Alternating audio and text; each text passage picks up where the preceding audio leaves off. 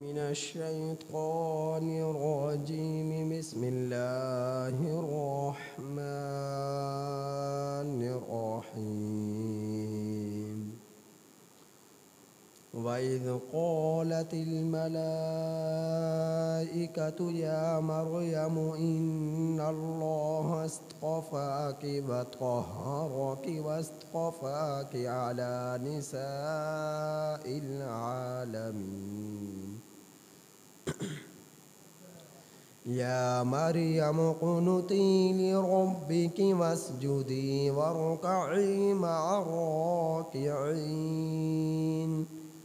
ذلك من أنباء الغيب نوحيه إليك وما كنت لديهم إذ يلقون أقلامهم أيهم يكفل مريم وما كنت لديهم إذ يختصمون.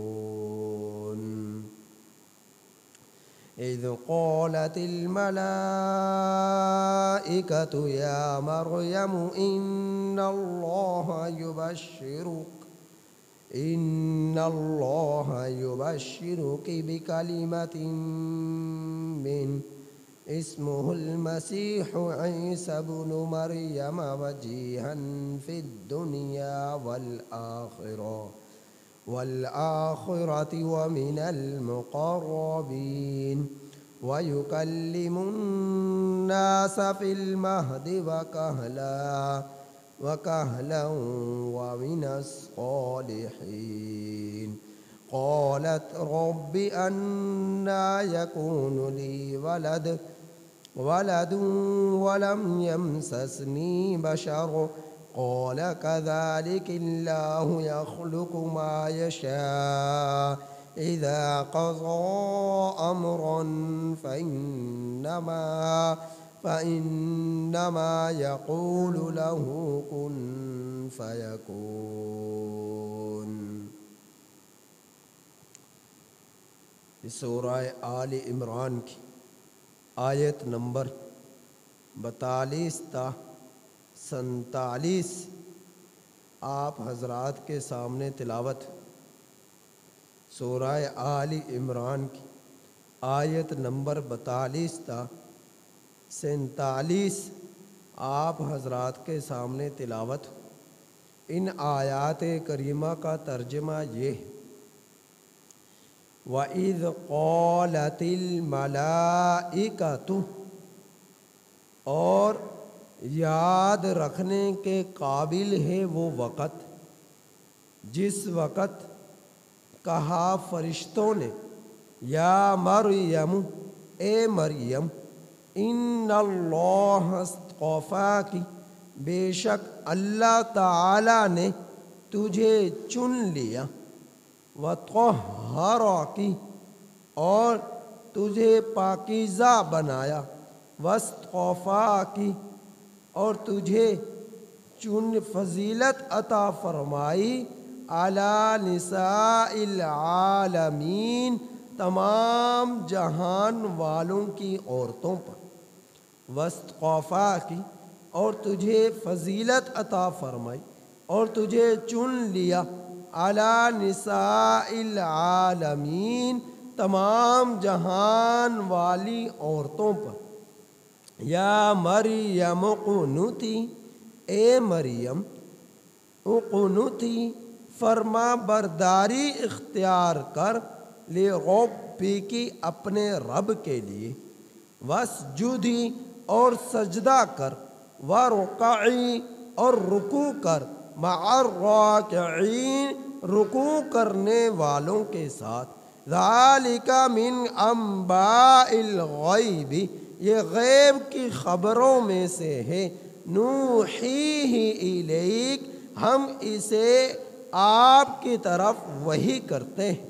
وما کنت لدیہم، اور نہ تھے آپ ان لوگوں کے پاس، اذ یلقون، جس وقت وہ لوگ ڈال رہے تھے، اقلامہم، اپنے قلم، ایہم، کہ کون ان لوگوں میں سے یکفول مریم، پرورش کرے گا مریم کی، کفالت کرے گا مریم کی، وما کنت لدیہم، اور نہ تھے آپ ان لوگوں کے پاس، اذ یختصمون، جس وقت یہ لوگ جھگڑا کر رہے تھے، اذ قالت الملائکۃ، جس وقت کہا فرشتوں نے، یا مریم، اے مریم، ان اللہ یبشرک، بے شک اللہ تعالی تجھے خوشخبری دیتا ہے،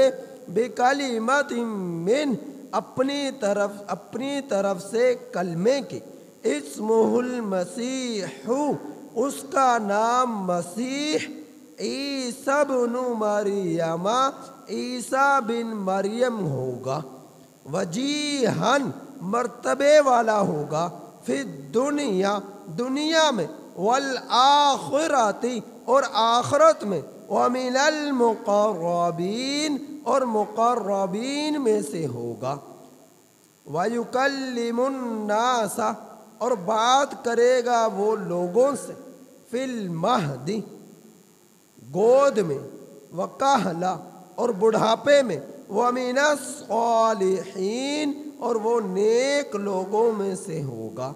قالت، مریم کہنے لگی، یا ربی، اے میرے رب، انا یکون لی ولد، کیسے ہوگا میرے لیے لڑکا، ولم یمسسنی بشر، حالانکہ مجھے نہیں چھوا کسی بشر نے، قال، فرمایا، کذالک اللہ، اسی طرح، فرشتے نے کہا اسی طرح اللہ تعالی، یخلق ما یشاء، پیدا کرتا ہے جو چاہتا ہے، اذا قضى امرا، جب کسی معاملے کا فیصلہ کرتا ہے، فإنما یقول له، تو بے شک وہ کہتا ہے اس کو، کن، ہو جا، فیکون، تو وہ ہو جاتا ہے۔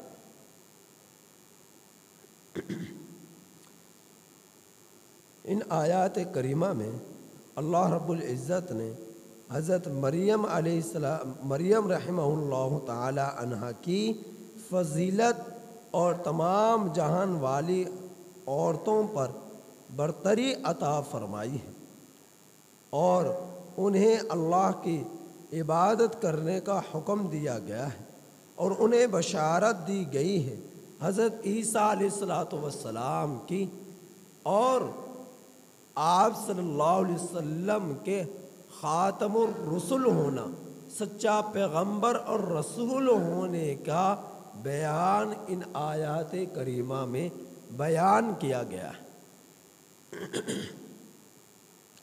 حضرت مریم علیہ السلام کے واقعے کا کچھ حصہ پچھلی آیات کریمہ کے ضمن میں آپ حضرات کے سامنے بیان کر چکا۔ تو حضرت مریم علیہ السلام، اللہ رب العزت نے انہیں فوقیت اور برتری تمام جہان کی عورتوں پر عطا فرمائی۔ اللہ تعالیٰ نے فرمایا، فرشتوں نے کہا، اے مریم، اللہ نے تجھے چن لیا اور تجھے پاکیزگی عطا فرمائی ہے، اور تمہیں جہان والی عورتوں پر تجھے چنا ہے، کہ اللہ رب العزت نے اپنے پیغمبر حضرت عیسیٰ علیہ السلام کے پیدائش کے اعتبار سے چنا، کہ جہان میں نہ تو قیامت تک ایسا ہوگا، نہ ہی اب تک اس واقعے کے سوا کوئی واقعہ ایسا پیش آیا کہ کسی خاتون سے، کسی عورت سے اللہ تعالی نے بغیر کسی مرد کے چھوئے کہ اس عورت سے بچے کی پیدائش ہو جائے، ایسا کوئی واقعہ نہیں۔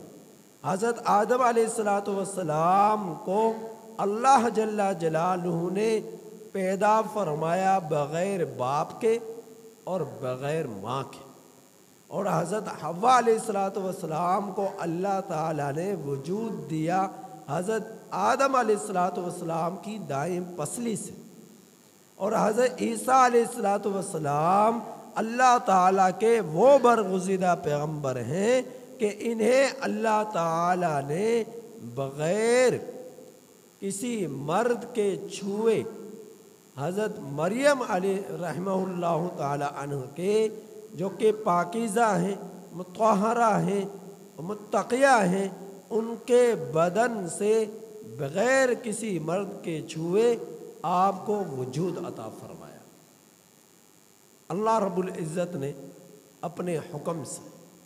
تو یہ ایک اضافی فضیلت ہے حضرت مریم علیہ رحمہ اللہ تعالی عنہ کی کہ جو کسی اور عورت کو اس طرح کا واقعہ پیش نہیں آیا۔ تو اس وجہ سے حضرت عیسیٰ علیہ السلام کو دو طرح کے القابات سے یاد کیا جاتا ہے، تعارف کرایا جاتا ہے۔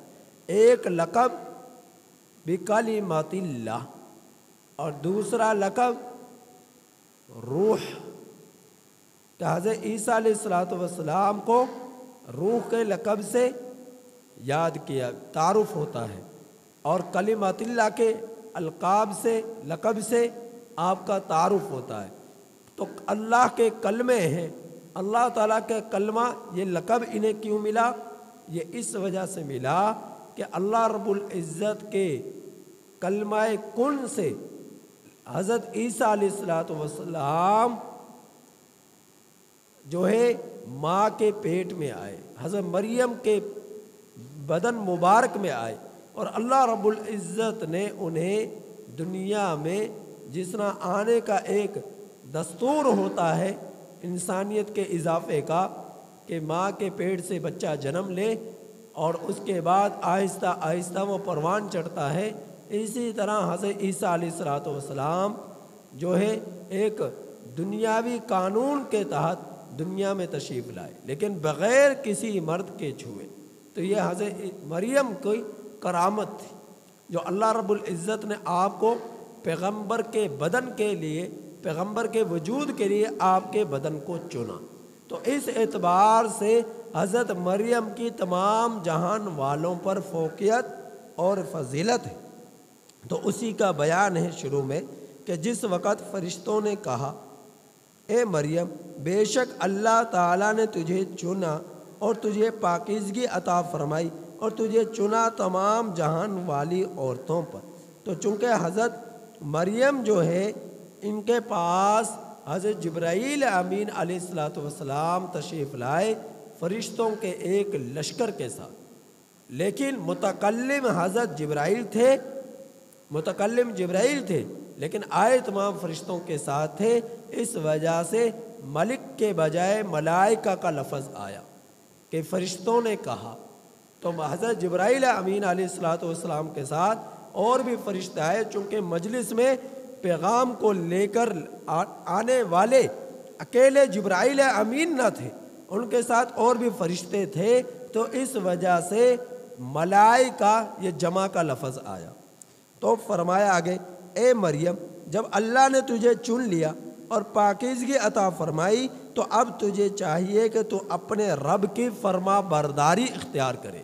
یا مریم قنوتی لربک، اپنے رب کی فرما برداری اختیار کر، واسجدی، اور سجدہ کر، وارکعی مع الراکعین، اور رکوع کر رکوع کرنے والوں کے ساتھ۔ تو عورت جو ہے، اگر نبی کریم صلی اللہ علیہ وسلم کے زمانے میں تو یہ تھا کہ عورتیں جو ہے مسجد نبوی کے اندر بھی نماز پڑھنے کے لیے، عبادت کرنے کے لیے آ جایا کرتے تھی۔ حضرت فاروق اعظم رضی اللہ تعالی عنہ کے زمانے میں جب فتنے بڑھ گئے تو خدشہ فتنے سے حضرت فاروق اعظم رضی اللہ تعالی عنہ نے سختی سے عورتوں کو مسجد میں آنے سے منع کر دیا۔ لیکن جہاں پر ایسا ماحول ہے کہ فتنے کا خدشہ نہیں، تو اہتمام کے ساتھ عورتوں کا مسجد میں آنا، کہ جہاں پر بے پردگی نہ ہو، فتنے کا خدشہ نہ ہو، تو اہتمام کے ساتھ اور پردے کا پورا انتظام ہو تو عورتیں آج بھی مسجد کے اندر جو ہے ان عبادت کے لیے اور جو ہے کسی مجلس کو اختیار کرنے کے لیے آ سکتے ہیں۔ تو یہاں پر اس آیت کریمہ میں فرمایا اللہ تعالیٰ نے کہ اے مریم اپنے رب کی فرما برداری اختیار کر اور سجدہ کر اور رکوع کرنے والوں کے ساتھ۔ یہاں پر جماعت کی ایک فضیلت بیان کی گئی ہے اور مجمع میں عبادت کی اہمیت بیان کی گئی ہے کہ بھرے مجمع کے اندر اپنے رب کو یاد کرنا، چونکہ عورتوں پر تو جماعت فرض نہیں ہے، نہ ہی امامت جو ہے مسئلے کے اعتبار سے عورت امامت کرا سکتی ہے، نہ ہی عورتوں پر جماعت کی نماز فرض ہے۔ ہاں حدیث مبارکہ میں یہ فضیلت آئی ہے اگر اذان کے فوراً بعد عورت جو ہے خواتین جو ہے مستورات جو ہے اپنے گھروں میں فوراً اذان کی مکمل ہو جانے کے بعد نماز کے تیاری میں لگ جائے اور نماز پڑھے تو انہیں جماعت کی نماز کا ثواب ملتا ہے۔ اگر تاخیر سے پڑھے تو جماعت کی نماز کے ثواب سے محروم ہو جائے۔ تو ان آیات کریمہ میں عبادت کثرت عبادت کرنے کی حکم دیا گیا ہے حضرت مریم کو۔ تو اللہ کے رسول صلی اللہ علیہ وسلم بھی اللہ تعالیٰ کی اس قدر عبادت کیا کرتے تھے کہ رات کے وقت جب آپ صلی اللہ علیہ وسلم نماز میں قیام کی صورت میں نماز پڑھتے تو آپ صلی اللہ علیہ وسلم جو ہے آپ کے قدمین مبارک جو ہے ان پر ورم آ جاتا، ان پر سوزش آ جاتی، یعنی اتنا قیام کرتے، لمبے قیام کرتے، اللہ تعالیٰ کو یاد کرتے، اللہ تعالیٰ کی عبادت کرتے۔ اور سردیوں کے دنوں میں جب جو ہے ٹھنڈے پانی کے ذریعے سے تشققت الماء، ٹھنڈے پانی سے وضو کرتے تو اس سے بھی پاؤں مبارک پر قدمین مبارک پر سوزش آ جایا کرتی، چونکہ اس زمانے کے اندر عام طور پر اس طرح آج کے دور کی طرح گرم پانی تو نہیں ہوا کرتا تھا، تو جیسے کیسے بھی ماحول ہوتا ٹھنڈے پانی سے وضو کرتے سخت سردیوں میں اور اپنے رب کی عبادت میں مشغول ہو جاتے۔ تو آپ صلی اللہ علیہ وسلم کا تو یہ عالم تھا اپنے رب کو راضی کرنے کا، اور ہمارا کیا عالم ہے اپنے رب کو راضی کرنے کا؟ تو ہم بھی اپنے گریبانوں میں جھانک کر دیکھیں کہ ہم اپنے رب کو راضی کرنے کی کتنی کوشش کرتے ہیں۔ نبی کریم صلی اللہ علیہ وسلم کی سنت کو عبادت کے اعتبار سے کتنا زندہ کرتے ہیں، کتنا ہم لوگوں میں شوق عبادت ہے، کتنا ہم لوگوں میں شوق نماز ہے، کتنا ہم لوگوں میں شوق تہجد ہے، کتنا ہم لوگوں میں شوق اشراق ہے، کتنا ہم لوگوں میں شوق چاست ہے، اور کتنا ہم لوگوں میں شوق اوابین ہے۔ تو یہ تمام کے تمام نوافل اور تلاوت قرآن یہ اپنے رب کی قربتوں کا ایک ذریعہ ہے۔ تو ان کا ہم لوگوں کو چاہیے کہ غفلت کی چادر اتار کر اپنے رب کو خوب راضی کرے، صبح بھی شام بھی 24 گھنٹے کی زندگی میں خوب یاد کرے، ہر وقت یاد رکھے اپنے رب کو۔ تو پچھلے آیت کریمہ میں بھی اس کا ذکر ہوا کہ اپنے رب کو یاد کر بہت زیادہ، وَسَبِّحْ بِالْعَشِيِّ وَالْإِبْكَارِ، صبح اور شام پاکی بیان کر، یعنی یہاں بھی اللہ رب العزت کی تکبیر، اللہ رب العزت کی تحمید، اللہ رب العزت کی تسبیح بیان کرنے کا اللہ جل جلالہ نے حکم عطا فرمایا۔ تو ہماری زبانیں ہر وقت اپنے رب کے اذکار سے، ذکر سے تر و تازہ رہیں۔ تو اللہ تعالیٰ اگلی آیت کریمہ میں بیان فرما رہے ذالک من انباء الغیب، یہ غیب کی خبروں میں سے ہے، نوحیہ الیک، ہم آپ کی طرف اسے وحی کرتے ہیں، یعنی نبی کریم صلی اللہ علیہ وسلم جو ہے الیکا کے مخاطب ہے۔ الیکا میں جو کاف ضمیر ہے، اس ضمیر کے مخاطب اللہ کے رسول صلی اللہ علیہ وسلم ہے۔ اس ضمیر میں خطاب نبی کریم صلی اللہ علیہ وسلم کی ذات اقدس کو ہے کہ غیب کی خبریں ہیں۔ اب یہ جو ہے حضرت عیسیٰ علیہ السلام کا زمانہ اور نبی کریم صلی اللہ علیہ وسلم کا دنیا میں تشریف لانا، یہ کم و بیش تقریباً 600 سال کا درمیان میں فرق پڑتا ہے، تقریباً 600 سال۔ تو نبی کریم صلی اللہ علیہ وسلم نے تو زمانہ نہیں پایا حضرت زکریا علیہ السلام کا، نبی کریم صلی اللہ علیہ وسلم نے زمانہ تو نہیں پایا حضرت عمران بن حسین رحمۃ اللہ علیہ کا، حضرت نبی کریم صلی اللہ علیہ وسلم نے تو زمانہ نہیں پایا حضرت مریم کا، حضرت عیسیٰ بن مریم علیہ السلام کا، اللہ کے رسول صلی اللہ علیہ وسلم نے تو زمانہ نہیں پایا کہ ان کے زمانے میں مریم کا دنیا میں کس طرح آئی اور ان کی والدہ نے منت کس طرح مانگی، اور حضرت عیسیٰ علیہ السلام دنیا میں کس طرح تشریف لائے اور کس طرح لوگوں کو دعوت توحید دی، اور کس طرح وہ گود میں پیدائش کے فوراً بعد لوگوں سے کلام کرتے۔ یہ ساری کی ساری خبریں غیب کی ہیں، اور یہ کس نے بتلائی؟ اللہ نے بتلائی۔ کس کو بتلائی؟ اللہ کے رسول صلی اللہ علیہ وسلم کو بتلائی، سرکار دو عالم صلی اللہ علیہ وسلم کو بتلائی، جس سے معلوم یہ ہوا نبی کریم صلی اللہ علیہ وسلم عالم الغیب نہ تھے، کہ آپ صلی اللہ علیہ وسلم کا علم ایسا نہ تھا کہ جو ذاتی تھا، غیب کا تھا۔ آپ صلی اللہ علیہ وسلم کو جتنا بھی علم ملا وہ اللہ رب العزت نے عطا فرمایا، جتنی بھی غیب کی خبریں آئی وہ سب کی سب اللہ تعالیٰ نے عطا فرمائی، خود سے ذاتی علم نبی کریم صلی اللہ علیہ وسلم کا نہ تھا۔ تو آپ صلی اللہ علیہ وسلم نے قیامت تک آنے والے حال احوال جو بتلائے، یا گزشتہ امتوں کے جو قصص اور واقعات بتلائے، گزشتہ قوموں کے جو حالات بتلائے، یہ سارے کے سارے وہ تھے جو آپ صلی اللہ علیہ وسلم نے بیان کیے اور آپ صلی اللہ علیہ وسلم کو اللہ تعالیٰ نے بتلائے۔ جبرائیل امین علیہ السلام کی وساطت سے بتلائے یا بغیر واسطے کے بتلائے۔ تو اللہ تعالیٰ نے یہ سارا کا سارا علم نبی کریم صلی اللہ علیہ وسلم کو عطا فرمایا۔ تو اس اعتبار سے ان آیات کریمہ سے یہ بات سمجھ میں آئی کہ نبی کریم صلی اللہ علیہ وسلم عالم الغیب نہ تھے، عالم الغیب نہ تھے، یعنی ایسا غیب کا علم نہ تھا کہ جو آپ صلی اللہ علیہ وسلم جو ہے آپ صلی اللہ علیہ وسلم کا ذاتی ہو اور نبی اللہ تعالیٰ نے آپ کو نہ بتلایا ہو اور آپ صلی اللہ علیہ وسلم کو خود بخود پتہ چل گیا، خود بخود آپ صلی اللہ علیہ وسلم کو اس طرح کے غیب کی باتوں کی خبر تھی جس طرح کہ اللہ تعالیٰ کو روئے زمین پر پوری کائنات کی خبر ہے۔ تو غیب کا علم اللہ تعالیٰ کی ذات کی یہ صفت ہے، اللہ تعالیٰ کو غیب کا علم ہے، ہر چیز کا علم ہے، اللہ تعالیٰ سے کوئی چیز چھپی نہیں، اللہ تعالیٰ سے کوئی چیز اللہ کے علم سے باہر نہیں۔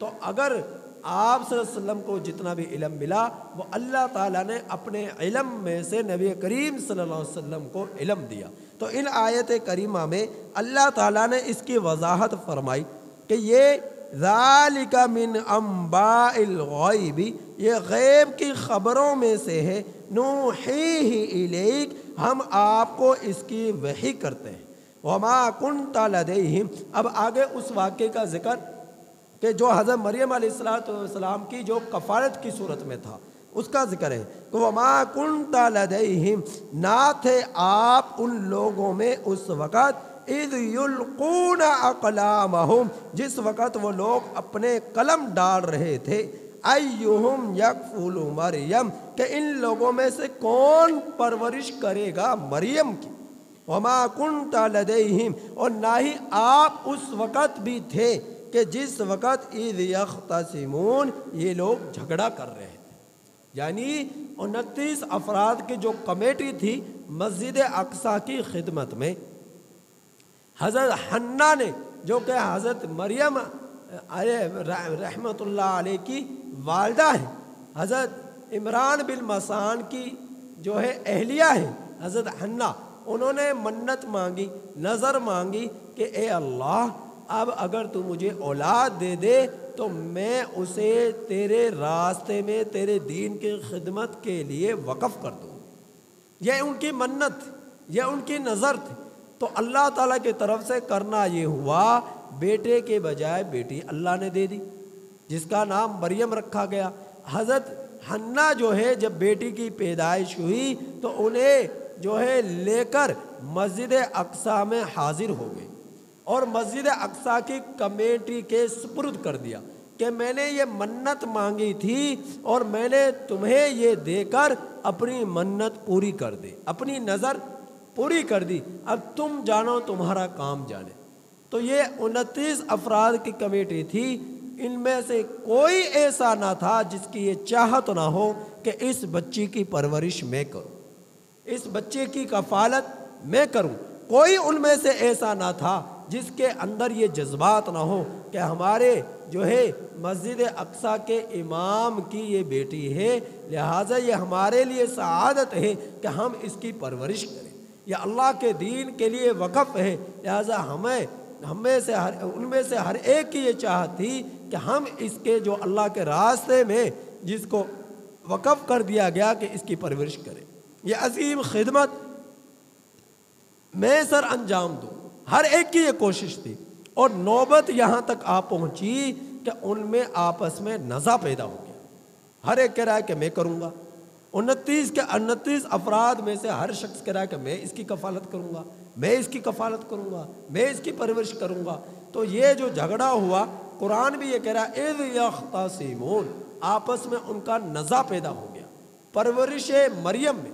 تو پھر کیا ہوا، اس کے بعد قرآ اندازی ڈالے گئے، قرآ ڈالا گیا، جس کا ذکر اگلی آیت کریمہ میں ہے کہ اللہ تعالیٰ نے وہاں پر ذکر فرمایا کہ ان لوگوں نے کیا کیے کہ وما کنت لدیہم، اسی آیت کریمہ بیان فرمایا کہ نہ تھے آپ ان لوگوں کے پاس جس وقت ان لوگوں نے ڈالے اپنے قلم۔ یہ قلم کہاں ڈالے؟ یہ بحر اردن میں ڈالے۔ اردن کی ایک نہر تھی، اس نہر کے اندر ان لوگوں نے قلم ڈالے، 29 کے 29 افراد ہیں، اس کی تفصیل میں کل بیان کر چکا۔ تو وہ 29 کے 29 افراد جب قلم ڈالے تو یہ ہوا کہ جس کا قلم رک گیا اور مخالف سمت چل پڑا تو وہی اس کی پرورش اور کفالت کرے گا۔ اللہ کی طرف سے کرنا ایسا ہوا کہ وہ قلم جو حضرت زکریا علیہ السلام کا تھا وہ نہ صرف رکا، مخالف سمت چل پڑا۔ تو حضرت زکریا علیہ السلام کو یہ سعادت ملی اور حضرت زکریا علیہ السلام جو ہے مریم کی کفالت کرنے لگے اور مسجد اقصیٰ کے ایک کمرے میں ان کے لیے ان کا رہنے کا بندوبست اور انتظام کیا گیا۔ تالا لگا کر واپس چلے جاتے اور جو ہے جب آتے تو تالا کھولتے اور ان سے حال احوال لیتے۔ تو حضرت مریم علیہ السلام جو ہے اس طرح ان کی بچپن میں پرورش ہوئی۔ اگلی آیت کریمہ میں اس کا بیان کہ فرشتوں نے جس وقت کہا اے مریم بے شک اللہ تعالیٰ تجھے خوشخبری دیتا ہے اپنی طرف سے کلمے کی، یہ خوشخبری دی حضرت عیسیٰ علیہ السلام کی۔ اور یہ کس طرح یہ واقعہ پیش آیا کہ جس کمرے میں رہا کرتی تھی اس کے مخالف سمت ایک دیوار، بیرونی دیوار تھی، اس بیرونی دیوار کے ساتھ ایک اور دیوار تھی۔ تو حضرت مریم جو ہے ایک مرتبہ نہانے کے لیے وہاں تشریف لے گئی اور وہاں پر دونوں دیواروں پر کیل نما کوئی چیز گاڑ کر ایک کپڑا لٹکا دیا گیا تھا کہ جب نہانا ہوتا تو اس کپڑے کو نیچے گرا دیا جاتا اور نہا لیا کرتے۔ تو پہلے آج بھی بہت سارے دیہاتوں میں یہ کیفیت ہے کہ غسل خانے واش روم میں جہاں وسائل کی کمی ہے، دروازے نہیں لگا سکتے، تو ایک کپڑا جو ہے جو کیل وغیرہ میخ وغیرہ گاڑ کر لٹکا دیا جاتا ہے پردے کے لیے۔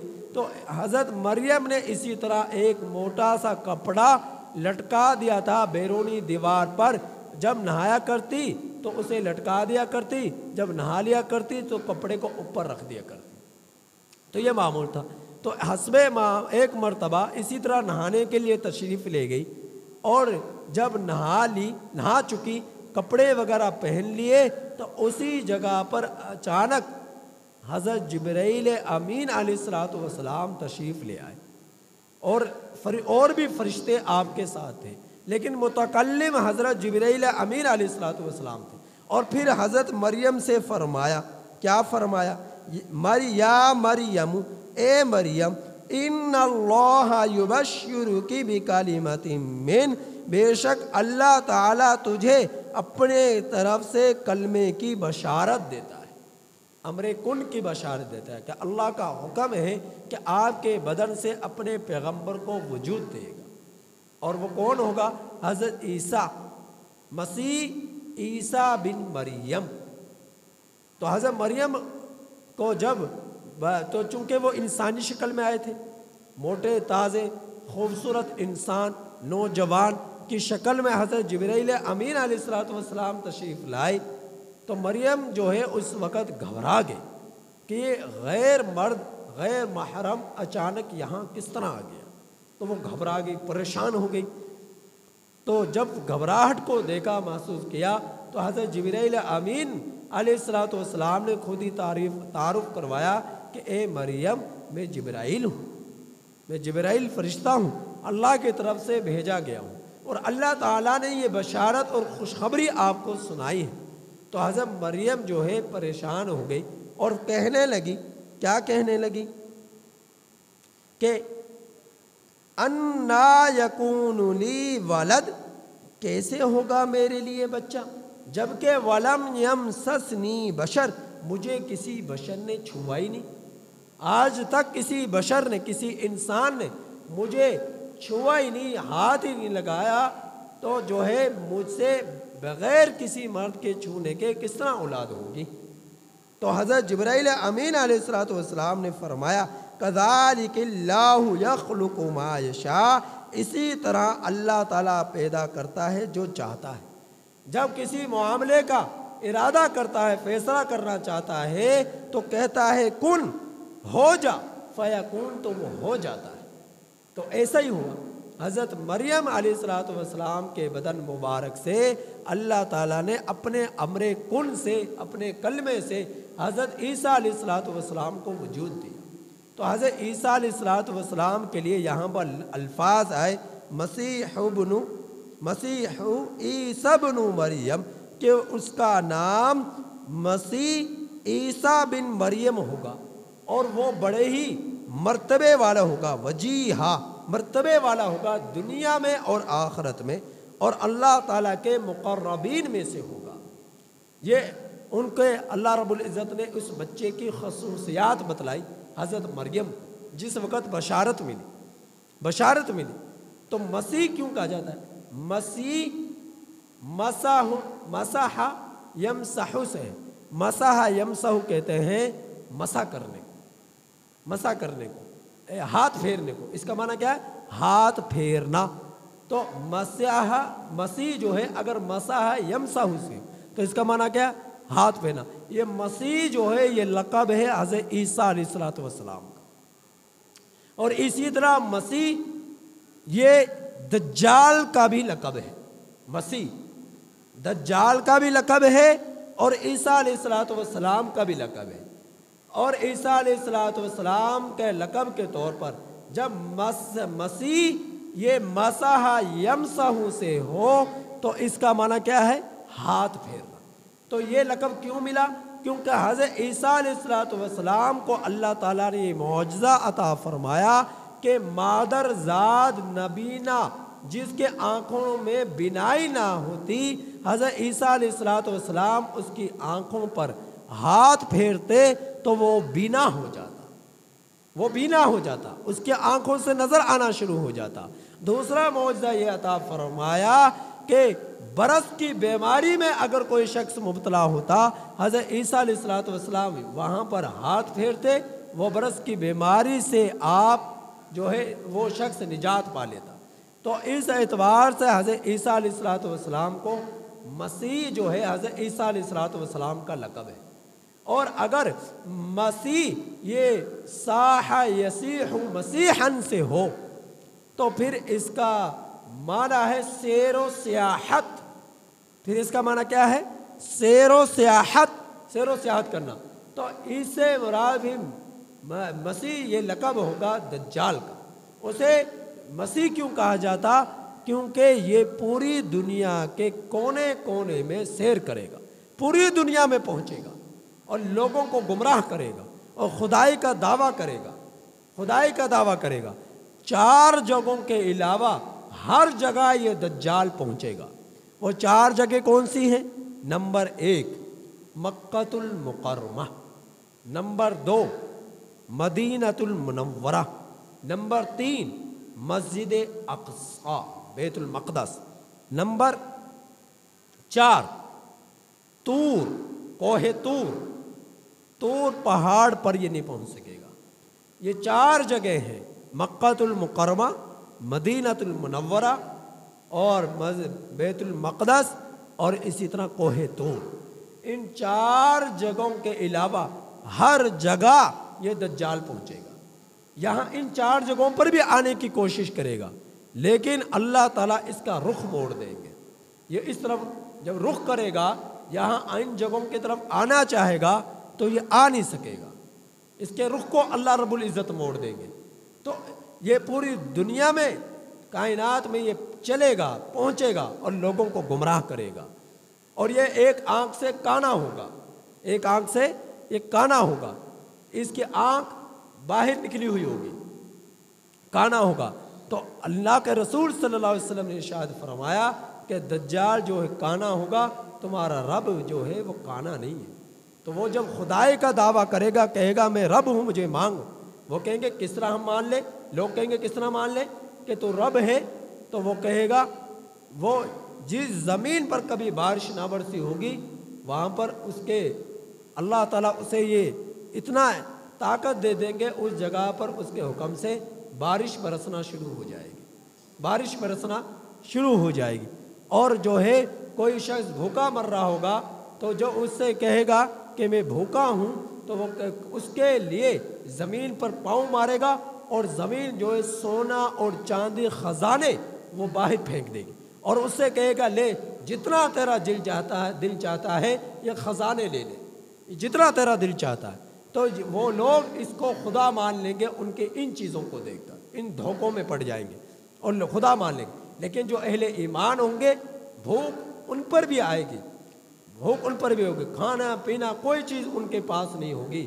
اس وقت اللہ کا رسول صلی اللہ علیہ وسلم نے ارشاد فرمایا، اس وقت ایمان والوں کی خوراک سبحان اللہ ہوگی، الحمدللہ ہوگی، اللہ اکبر ہوگی، یہ ان کی خوراک ہوگی۔ اور بھوک کی وجہ سے یہ مٹی کو پھانکیں گے تو اللہ رب العزت اس مٹی کو ان کے لیے جو ہے خوراک بنا دے گا، یعنی وہ کھانے میں تبدیل ہو جائے گی۔ وہ مٹی جو ہے وہ کھانے میں تبدیل ہو جائے گی جب اس مٹی کو بھوک کی وجہ سے ایمان والے پھانکیں گے۔ تو اللہ رب العزت ان کو استقامت عطا فرمائیں گے۔ تو خیر مسیح سے یہ بات نکلی، مزید اس میں گفتگو ہے، وہ انشاءاللہ کل بیان کروں گا۔